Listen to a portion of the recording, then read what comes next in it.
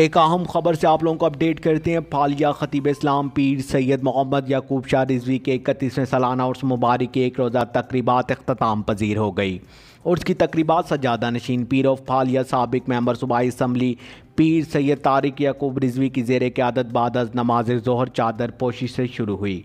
बाद अज़ नमाज असर ख़त्म शरीफ की महफ़िल मुनक़्क़िद की गई, जिसमें मुल्क भर से नामवर उलमाए इकराम और मुरीदैन ने कसीर तादाद में शिरकत की।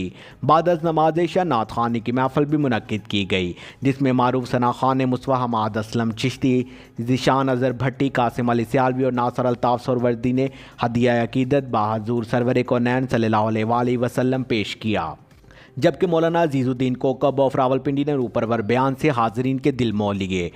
उर्स पाक की आखिरी नशिस्त में मुल्क पाकिस्तान के मशहूर व मारूफ कवाल मुश्ताक हुसैन हैदर कवाल व हमनवा ने कवाली पेश की। उर्स पाक की तकरीबात के अख्ताम पर सज्जादा नशीन पीर सैयद तारिक याकूब रिजवी ने खसूसी दुआ करवाई और मुल्क के तूलो अर्ज़ से आने वाले मुरीदैन और दीगर मुअज़्ज़ज़ीन मेहमानों का शुक्रिया अदा किया। मिर्ज़ा कैसर फ़ारूक, 94 न्यूज़, फालिया।